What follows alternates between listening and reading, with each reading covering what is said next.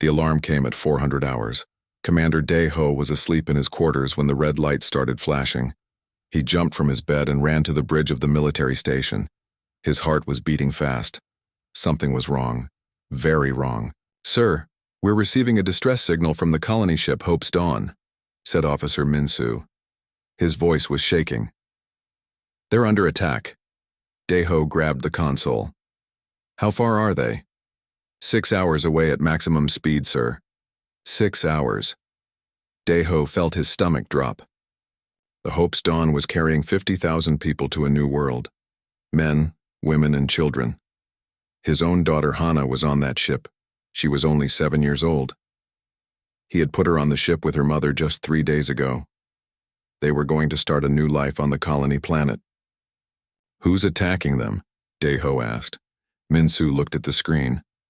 "The signature matches Valkyran Empire ships, sir. 3 battlecruisers. The Valkyrans. They were the biggest empire in this part of the galaxy. Humanity had only met them 2 years ago. The meetings had been cold but peaceful. The Valkyrans had made it clear they thought humans were weak and primitive, but there had been no violence. Until now. Get us moving. Maximum speed. Send out a call for any nearby ships to help," Daeho ordered. His hands were shaking. Hana was on that ship. His little girl who loved drawing pictures of stars and asking him questions about planets. The Hope's Dawn kept sending signals. The crew was begging for help. They said the Valkyran ships had appeared without warning. They had demanded the humans turn back. When the Hope's Dawn tried to explain they were just peaceful colonists, the Valkyrans opened fire. "They're saying they have no weapons," the message said. "We're a civilian ship. We have children on board. Please, someone help us." Daeho listened to every message. His crew watched him. They all knew his family was on that ship. They worked faster, pushed the engines harder, but space was vast and empty. 6 hours was an eternity. After 2 hours, the messages changed. They became screams. The Hope's Dawn was being torn apart. Daeho could hear explosions in the background. He could hear people crying and running. Someone was calling for their mother. A child was asking where their father was. Then he heard Hana. Just for a second. In the background of one transmission, he heard his daughter's voice saying, "Daddy will come. Daddy always comes." But Daddy was still 4 hours away. The transmission stopped at hour 3. Complete silence. Daeho stood on the bridge like a statue. His officers didn't speak. They just kept the ship moving as fast as it could go. When they finally arrived, there was nothing but debris. Pieces of the Hope's Dawn floated in space like broken toys. Bodies drifted among the wreckage. 50,000 people. 12,000 of them were children. Daeho suited up and went outside with the recovery team. They floated through the graveyard of the colony ship. He saw families still holding each other. He saw toys floating past. A stuffed bear. A child's drawing of Earth. Someone's glasses. He found Hana's body near what had been the family quarters. She was holding her mother's hand. They had died together. His daughter's face was peaceful. She looked like she was sleeping, but she was so cold when he touched her. Daeho brought their bodies back to the ship. He didn't cry. He couldn't. Something inside him had frozen solid like ice. He just stood there in the cargo bay, looking at the rows and rows of body bags. 50,000 people who had done nothing wrong. They just wanted a new home. Back on Earth, President Jiwoo called an emergency meeting. She was a strong woman who had led humanity through many difficulties, but when she saw the footage from the Hope's Dawn, even she went pale. "Why?" she asked the Valkyran ambassador. "Why did you do this?" The ambassador looked bored. He was a tall alien with gray skin and cold eyes. "Your ship was entering territory we claimed. They were warned. They did not leave fast enough." "They were unarmed civilians," Jiwoo said. Her voice was quiet but dangerous. "There were children." The ambassador made a gesture that might have been a shrug. "Your species breeds quickly. You will make more. Consider this a lesson about respecting Valkyran borders." That was when something broke in humanity. Not just in the leaders or the military, in everyone. The footage of the Hope's dawn spread across Earth and every human colony. People saw the bodies. They saw the children. They learned what the Valkran ambassador had said. President Jiwoo gave a speech that night. She stood before the cameras with dry eyes and a hard voice. The Valkran Empire has committed an act of genocide against humanity. They have murdered 50,000 innocent people, including 12,000 children. They show no remorse. They call it a lesson. She paused. The whole world was watching. Very well. Humanity will learn this lesson. We will learn it completely, and then we will teach the Valkrans something in return. We tried to join the galaxy in peace. We extended friendship. We showed restraint. That version of humanity died with the Hope's dawn. The Valkrans wanted to see what humans become when you kill our children. They are about to find out. That same night, President Jiwoo activated Project Reaper. It was a secret military program that had been prepared in case humanity ever faced extinction. Scientists and engineers who had spent their careers building peaceful things were now told to build weapons. Not just any weapons. Weapons that would make the galaxy remember humanity forever. Commander Daeho was called to a private meeting. He stood in the president's office, still wearing his uniform from the recovery mission. He hadn't changed in 2 days. He hadn't slept. "Commander," Jiwoo said softly, "I'm sorry about your family." Daeho nodded. He didn't trust himself to speak. "I need to ask something of you, something terrible. I'm giving you command of Project Reaper. You'll have unlimited authority and unlimited resources. Your mission is simple. Make the Valkrans pay. Make them regret they ever heard the word human." "Can you do this?" Daeho looked at the president. His eyes were empty, but his voice was steady. "Yes. You understand what I'm asking? This won't be a clean war. This won't be honorable. We're going to do things that will haunt us forever." "They killed my daughter," Daeho said quietly. "They killed 12,000 children and felt nothing." "Yes, Madam President, I understand exactly what you're asking, and yes, I will do it." That night, humanity stopped pretending to be civilized. The peaceful species that had reached for the stars with hope and dreams was gone. In its place was something the galaxy had never seen before. Something that would make the Valkran Empire wish they had never fired that first shot. Daeho stood in the morgue one last time, looking at Hana's small body. He touched her cold hand. "I'm sorry I was too late, baby. But Daddy's here now, and Daddy's going to make sure they never hurt another little girl again." He walked out of the morgue. The man who entered had been a father and a commander who followed rules. The man who left was something else entirely, something harder, something that would not stop until every Valkran in the galaxy understood the price of killing human children. The war was about to begin, and humanity was going to show the galaxy its other side. 6 months after the Hope's Dawn massacre, Earth looked different. The parks and peaceful streets were gone. Every factory now built weapons. Every laboratory now designed ways to kill. The people had changed too. They walked with purpose. They worked day and night. Everyone had lost someone on that colony ship or knew someone who had. Scientist Hyunwoo stood in his laboratory looking at his latest creation. Before the war, he had designed engines for exploration ships. Ships meant to discover new worlds peacefully. Now he built something very different. "Is it ready?" Commander Daeho asked, walking into the lab. Hyunwoo nodded. "This is the Wraith-class stealth ship. It doesn't just hide from sensors, Commander. It's invisible. Completely invisible. The Valkrans won't know it's there until it's too late." Daeho looked at the sleek black ship. It was small, built for speed and silence. "How many can we build?" "We have materials for 50 ships ready now. In 3 months we can have 200. "Build them all," Daeho said. "And Hyunwoo? Make them fast. We start hitting Valkran targets next week." In another facility across Earth, engineer Sora worked on something even more terrible. She was young, only 25, but brilliant. Before the war, she had won awards for designing medical nanobots that could heal wounds. Now she designed nanobots that could kill. "Show me," said Admiral Bora, walking into Sora's workshop. Sora activated a display. "These are hunter-killer nanites. Each one is smaller than a blood cell. You spray them on an enemy ship and they eat through the hull. But here's the special part. They don't just consume metal. They replicate, make copies of themselves. 1 nanite becomes 2, 2 becomes 4, 4 becomes 8.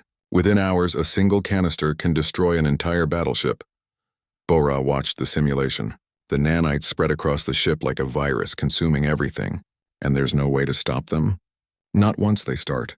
The Valkyrians would need to abandon the ship within minutes. Most won't even know they're under attack until their ship starts falling apart around them. Bora nodded slowly. Part of her felt sick. This wasn't warfare. This was extermination. But then she remembered the children floating dead in space. She remembered the Valkyrian ambassador's bored face. Good. Produce as many as you can. Across the planet, other scientists worked on other weapons.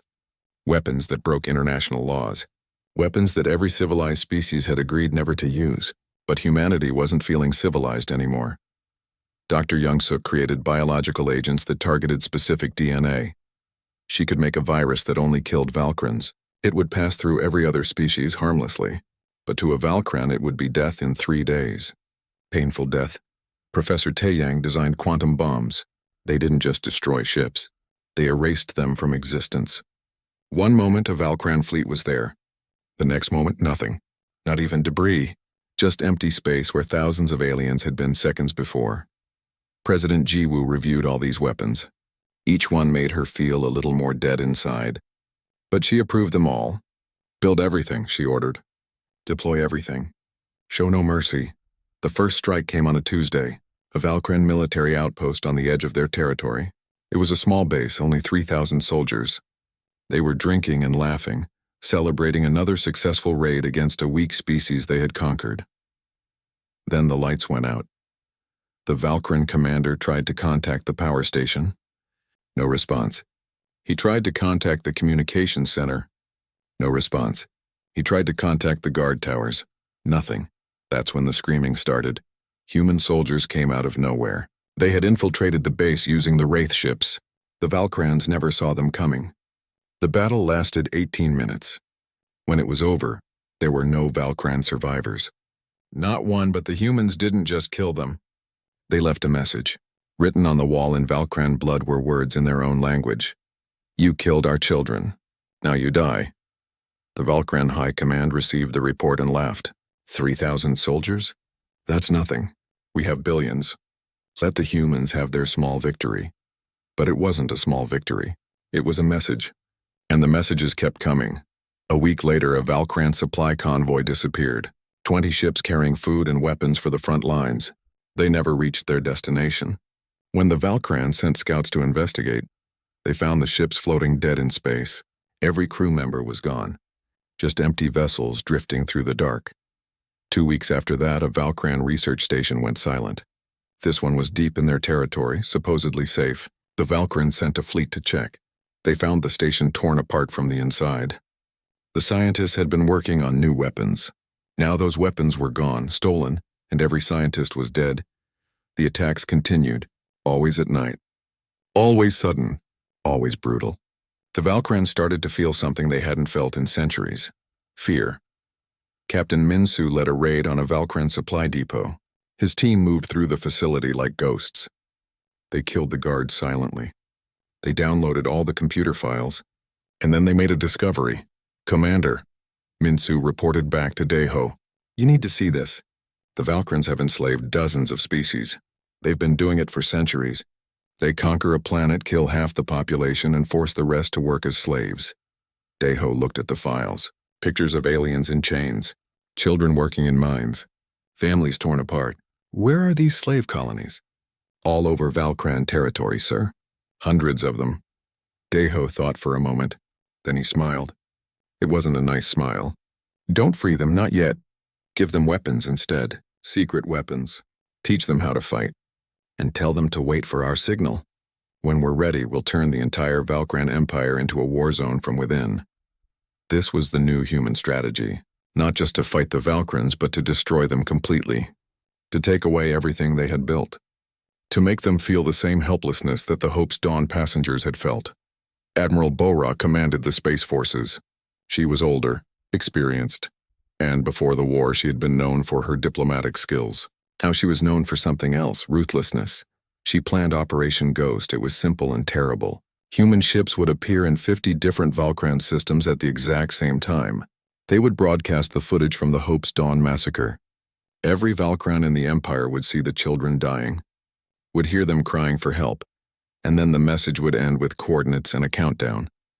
"I'll promise, in 72 hours these systems will be destroyed.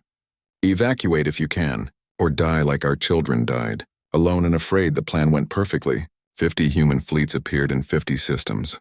They were small fleets, just enough to send the message and escape. But the message was received.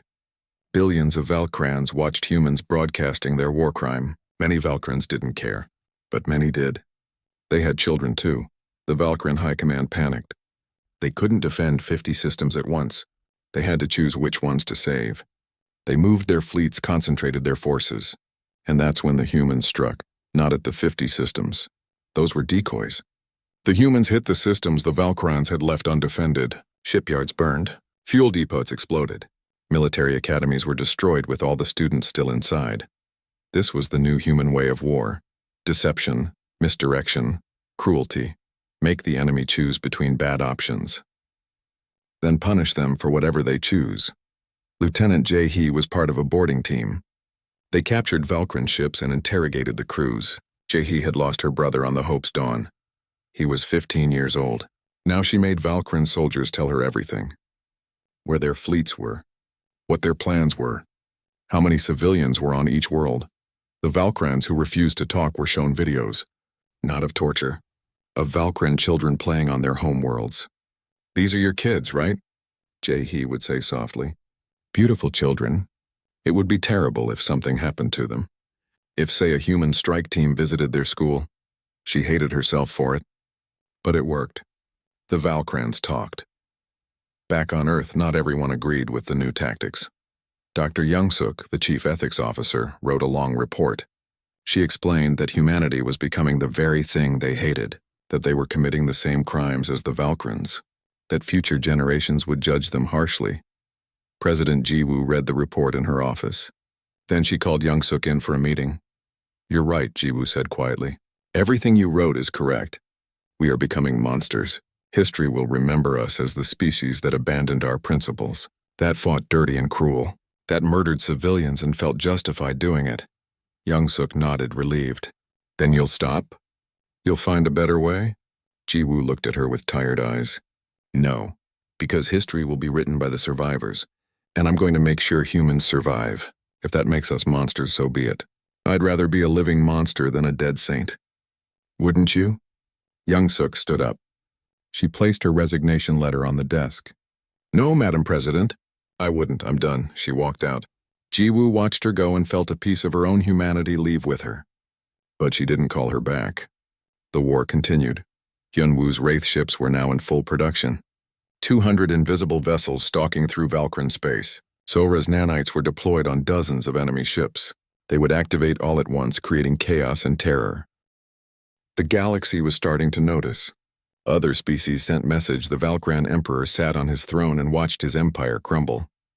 His name was Varn, and he had ruled for 30 years. In that time, he had conquered 20 species and expanded Valkran territory across 100 star systems. He was used to victory. He was used to other species begging for mercy, but the humans weren't begging. They were hunting. "How many systems have we lost?" Varn asked his generals. 12, my emperor," General Croth replied. He was old and had fought in many wars, but he had never seen an enemy like this. "The humans don't hold territory. They just destroy everything and move on. Our shipyards are gone. Our supply lines are broken. And the slave rebellions are spreading." Varn stood up angrily. "Send more troops. Crush the rebellions. Find the human fleet and destroy it. We can't find them, my emperor. Their stealth technology is beyond anything we've seen. They appear, they attack, they vanish. And when we do engage them, they fight like demons. They don't retreat. They don't surrender. They just keep coming until everyone is dead." Varn smashed his fist on the armrest. "They're just humans. A weak species. We destroyed one of their ships easily." "That ship was full of civilians, my emperor. These are soldiers, and they're very, very angry."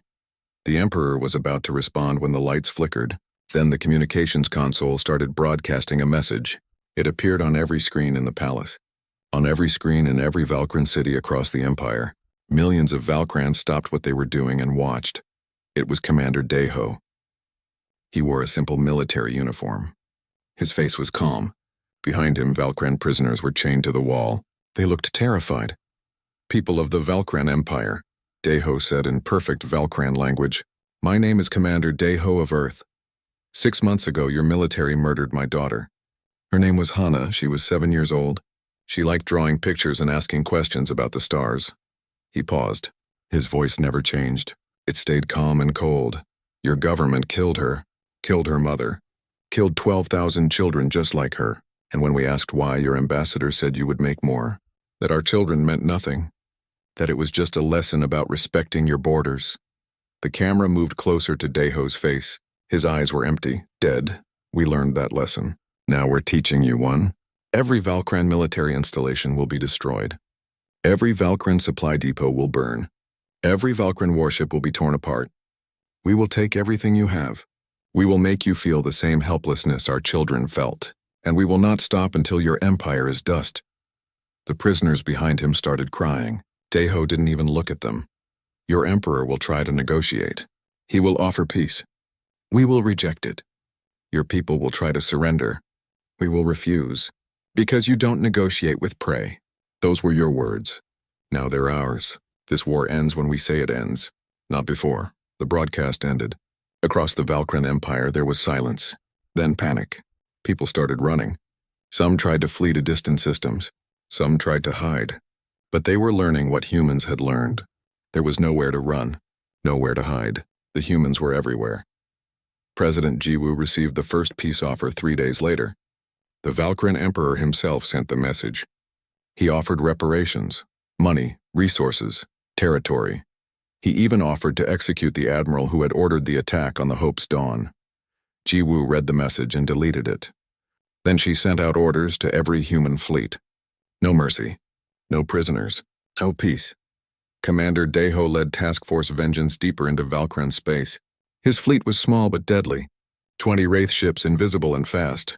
They didn't target military bases anymore. They targeted the things that kept civilization running.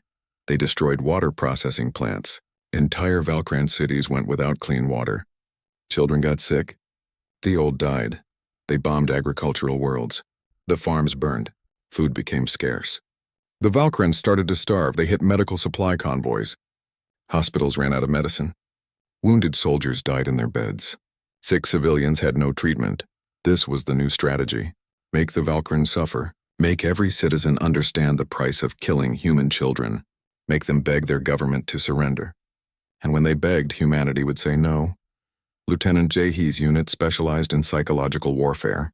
They hacked into Valkran communications and sent messages to soldiers. Videos of their families on occupied worlds. "These are your wife and children," the message would say. "They live in the city of Krath. In 3 days, human ships will arrive. They will destroy the city. You can't save them. You can't warn them. You can only watch them die." Most messages were lies. The humans weren't actually going to bomb those cities, but the Valkran soldiers didn't know that. They went mad with worry. Some deserted. Some killed themselves. Some killed their commanders and tried to steal ships to go home. The Valkran military was collapsing from inside. Field Agent Tae-Yang had an even more dangerous mission. He infiltrated the Valkran homeworld itself. It took weeks of careful planning. He looked different from Valkrans, but with the right equipment and fake identification, he could move through their cities. His job was to plant evidence. False documents showing that the Emperor and his advisors had ordered the Hope's Dawn massacre. Not for military reasons, but for profit. That they wanted the colony planet for themselves. That they had lied to their own people. Tae-Yang spread these documents carefully. He sent them to news organizations. He posted them on Valkran communication networks. He made sure opposition political parties got copies. And slowly the Valkran people started to doubt their leaders. "Is this true?" civilians asked. "Did they kill those humans just for money? The humans say we murdered children for no reason. I thought it was a military necessity. But if this was just about profit, doubt became anger. Anger became protest. Protests became riots. The Valkran Empire started fighting itself. Different factions blamed each other. Military leaders accuse politicians. Politicians accused military leaders, and while they fought among themselves, the humans kept attacking.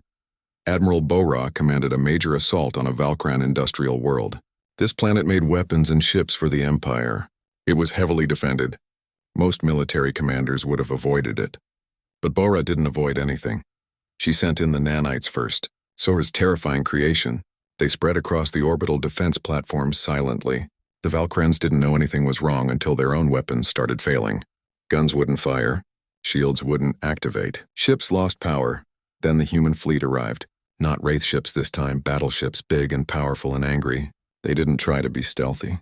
They wanted the Valkrans to see them coming, wanted them to feel fear. The battle lasted 6 hours. The Valkran defenders fought bravely, but bravery couldn't overcome weapons that didn't work and ships that were falling apart from nanite infection. When it was over, the planet's factories were rubble. Millions of Valkrans were dead or displaced. Bora watched from her flagship. She felt nothing. Before the war, she would have wept at such destruction. Now it was just another target eliminated, another step toward victory. She wondered sometimes if she was still human or if the war had burned away everything soft inside her. Back on Earth, Dr. Young-suk's resignation had started a debate. Some humans agreed with her. They said the war had gone too far, that they were becoming as bad as the Valkrans, that there had to be a better way, but most people didn't agree. They remembered the Hope's dawn. They remembered the children. When protesters gathered to demand a peaceful resolution, counter-protesters met them. Sometimes it turned violent. Human fighting human over what humanity should be. President Jiwoo made another speech. "I understand your concerns," she said to the peace protesters. "You're right to worry about our souls, about who we're becoming. These are valid concerns. But let me ask you this. If we stop now, if we show mercy, what happens? The Valkrans will rebuild. They'll attack again. Maybe not us. Maybe some other weak species. And more children will die. Can you live with that? Because I can't." She looked directly at the camera. "Every weapon we've used, every horrible tactic, every civilian casualty, I take responsibility for. History can judge me. God can judge me. But the children of the Hope's dawn will be avenged. That's my promise. That's my burden. And I'll carry it so that no other human parent has to find their child floating dead in space." The speech worked. The protests stopped. Not because people agreed, but because they understood. The war had broken something in all of them. There was no going back to who they were before. They could only go forward. Sergeant Yoonji led ground troops on occupied worlds. Her unit freed slaves and armed them, taught them to fight. The species the Valkrans had conquered were grateful at first. They thanked the humans for liberation, but then they saw how humans fought, how they killed without hesitation, how they made Valkran prisoners suffer before execution, how they burned entire settlements if even one Valkran soldier was hiding there. The freed slaves stopped thanking them, started looking at them with fear. "Are you sure you're the good guys?" one alien asked Yoonji. Yoonji looked at him with dead eyes. "No," she said simply. "We're not the good guys. We're just the guys who win. Be grateful for that." Emperor Varn tries to Earth. Poe. The Valkran capital city of Throne was burning. Not from bombs or weapons. From revolution. The people had finally turned on their emperor. 2 years of war had destroyed everything. No food, no medicine, no hope. And when the secret documents revealed the truth about the Hope's Dawn massacre, that it was ordered for profit, the people's rage found a new target. Emperor Varn watched from his palace as his own citizens rioted in the streets. They were calling for his head, calling him a murderer, a traitor. Everything was falling apart. "My emperor, we must evacuate," his guard captain said. "The palace defenses won't hold much longer." But Varn just sat on his throne and laughed. It was a bitter, broken laugh. "Evacuate to where? Every system is in rebellion. The humans have armed our slaves. Our own people hate us. There's nowhere left to run." That's when the wall exploded. Human soldiers poured through the breach. They moved fast and efficient, killing any guard who resisted. Varn watched them come. He didn't even try to run. What was the point?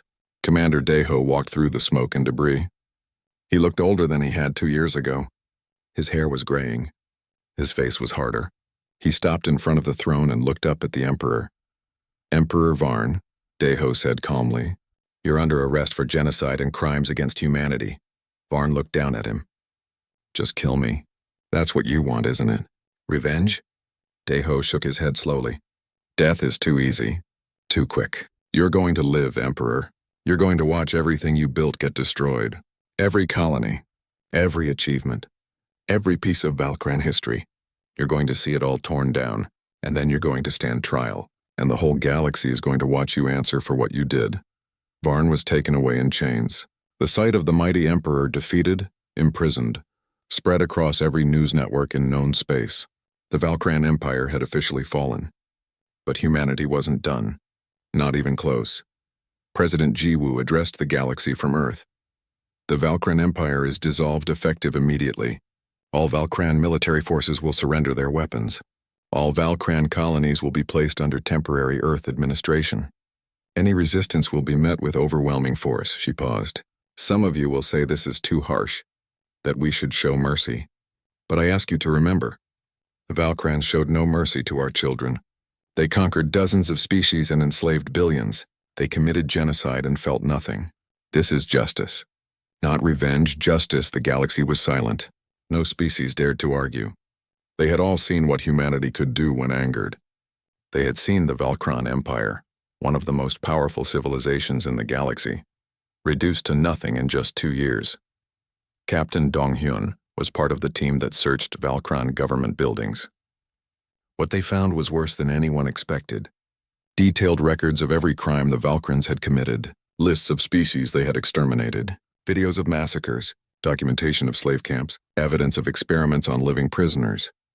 There's centuries of this, Dong-hyun reported to Daeho.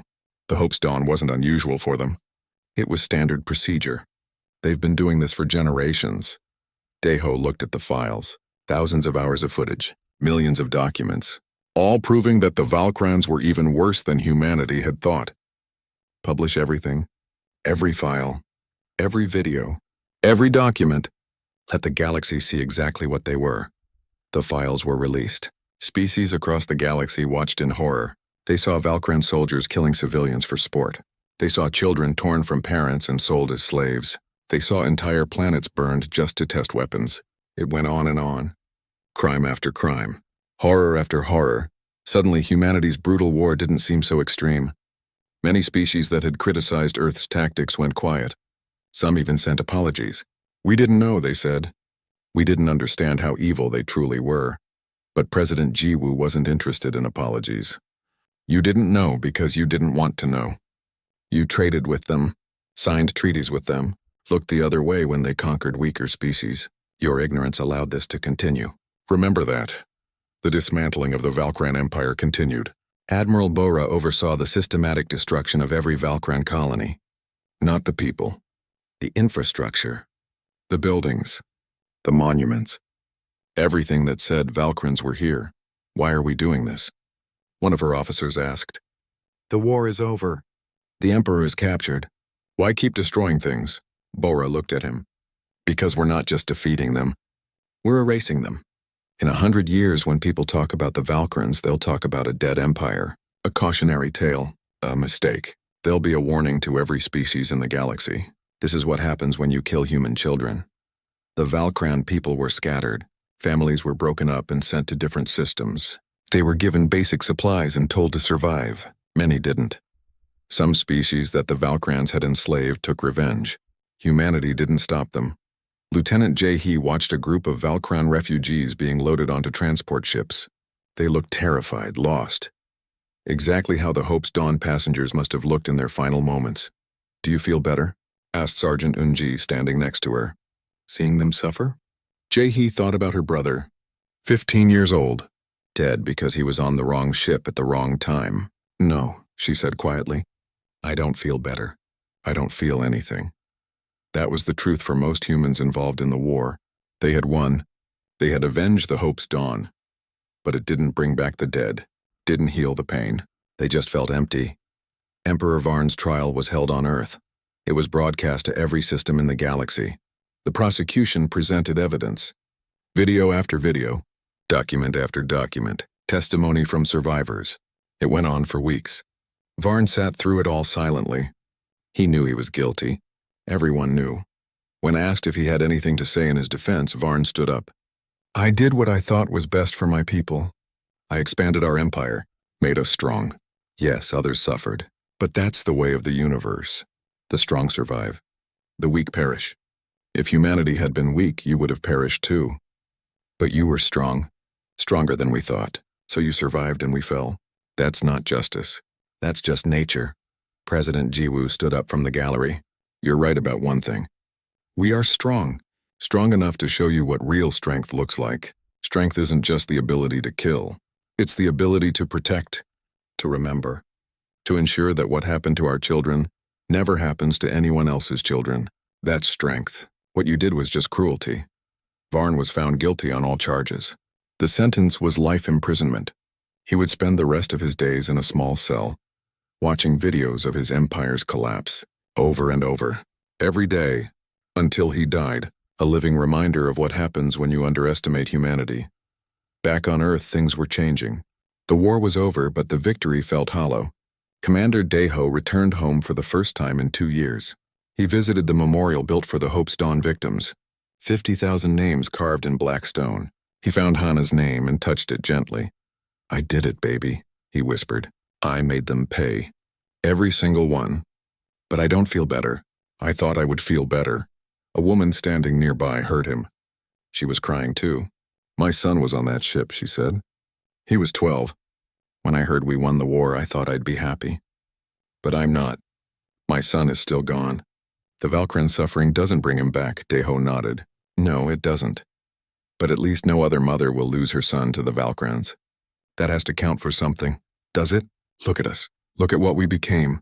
We're not the same people anymore. We're harder, meaner. We did terrible things in the name of revenge. My son wouldn't recognize the world we've created. She walked away, leaving Daeho alone with his thoughts. She was right. Humanity had won the war but lost something important. Their innocence. Their belief that they were the good guys. They had proven they could be just as brutal as any species in the galaxy. Maybe more so. Admiral Bora retired from the military. She couldn't do it anymore. Couldn't give orders that killed thousands. Couldn't sleep without seeing the faces of the dead. She moved to a quiet colony far from Earth and tried to forget. But she couldn't forget. None of them could. Engineer Sora tried to go back to her old work, designing helpful things, medical devices, clean energy systems.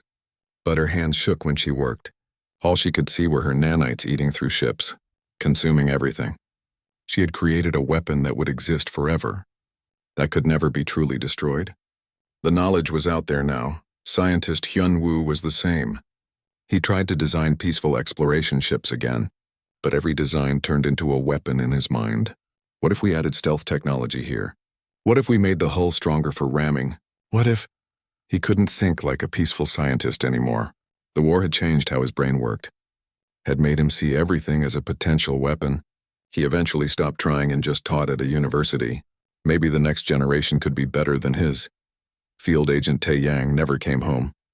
He stayed in Valkyran space helping the refugees, trying to rebuild what he had helped destroy. It was his way of atoning, of finding some peace. He knew he'd never be forgiven.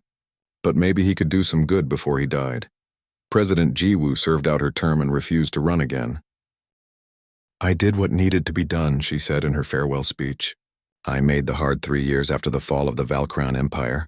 Earth looked peaceful again. The factories had stopped making weapons. The recruitment centers had closed. Life seemed normal on the surface. But beneath that surface, everything had changed. Admiral Bora stood in a secret facility deep underground. She wasn't retired after all. The government had asked her to oversee Project Archive. It was supposed to be about dismantling humanity's most dangerous weapons, the nanites, the quantum bombs, the biological agents, everything that made other species afraid to sleep at night. Are they all destroyed?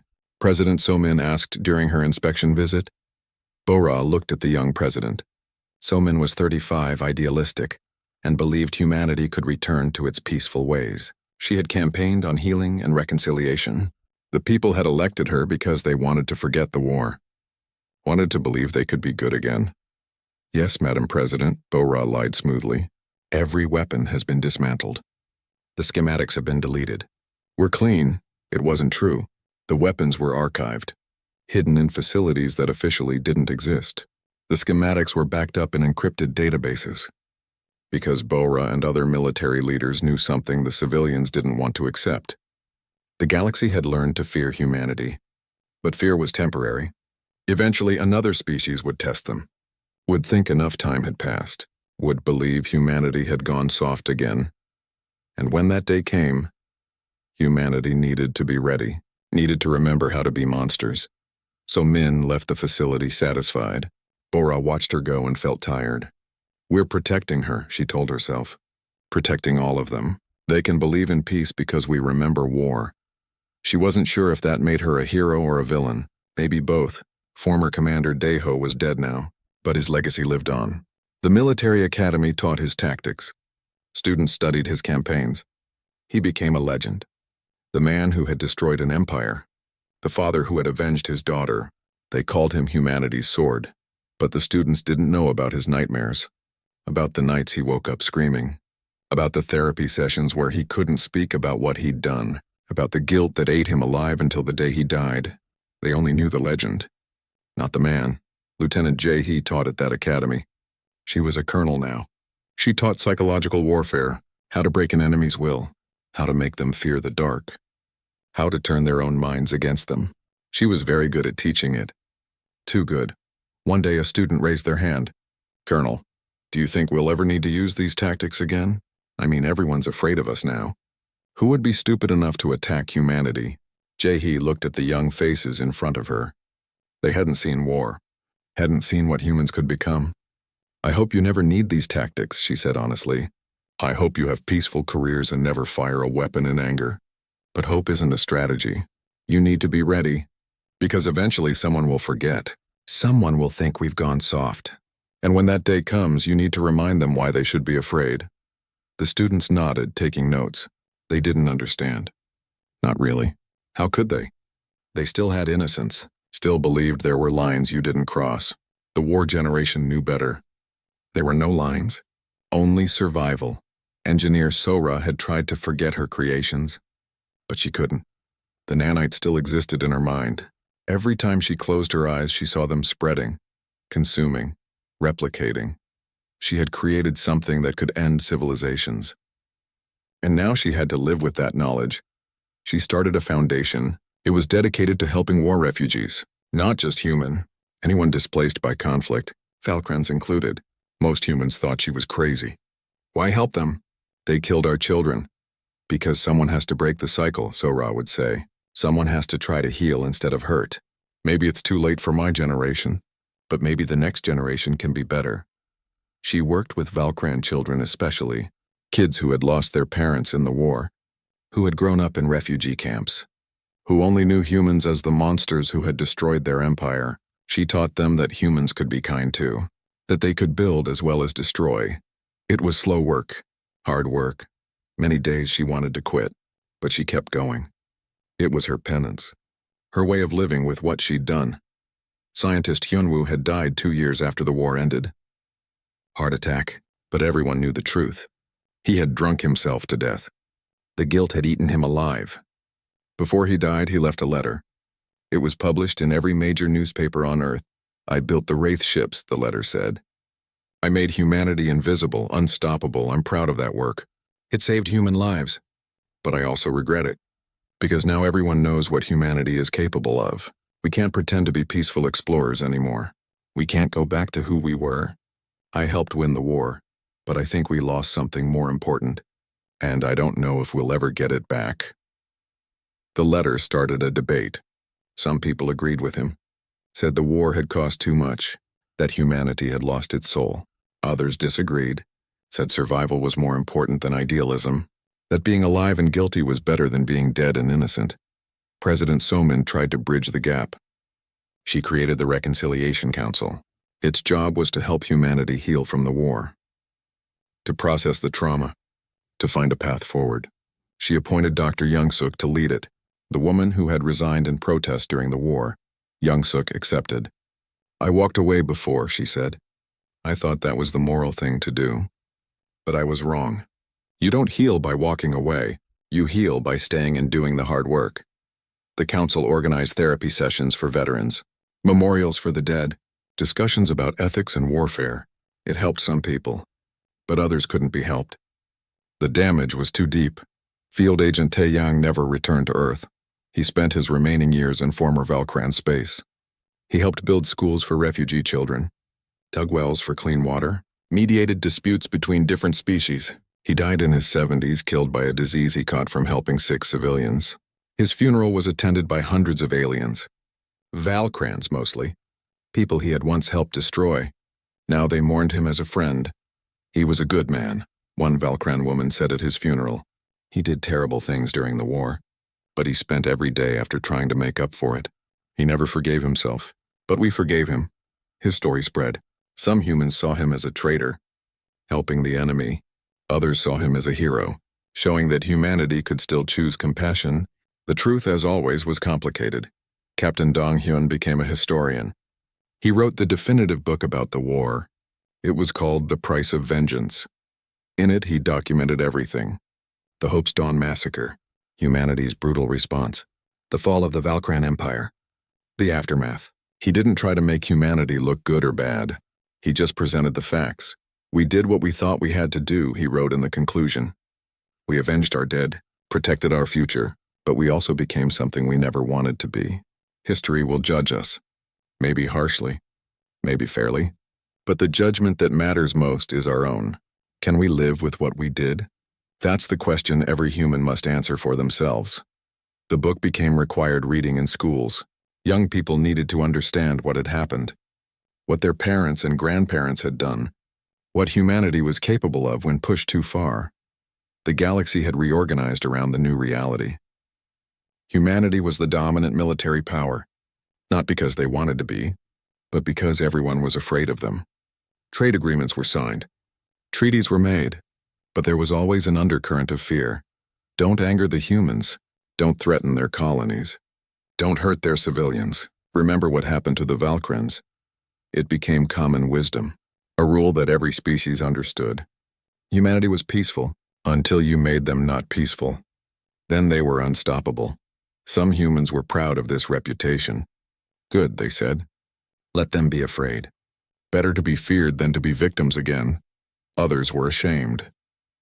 This isn't who we are. This isn't who we should be. President So-min tried to change the reputation. She sent out peaceful delegations, offered aid to struggling colonies, opened Earth's universities to alien students. She wanted the galaxy to see humanity as more than warriors. As scientists and artists and teachers and friends, it worked. Slowly, very slowly. Species started to see different sides of humanity. The side that built beautiful art, that composed music, that told stories, that laughed and loved and dreamed. The side that had existed before the war. But they never forgot the other side. The dark side. The side that could end civilizations. And maybe that was good. Maybe that balance was what kept the peace. The Valkran refugees slowly rebuilt their lives. They were scattered across hundreds of worlds. They would never be an empire again, but they survived. They adapted. Many younger Valkrans grew up not knowing the old empire. They learned new languages, adopted new cultures, became part of the galactic community in a way their ancestors never had. Some older Valkrans still carried hate. The humans destroyed us, took everything. We should never forgive them, but their children often disagreed. Our grandparents started the war. They killed human children. What did they expect would happen? It was a generational divide.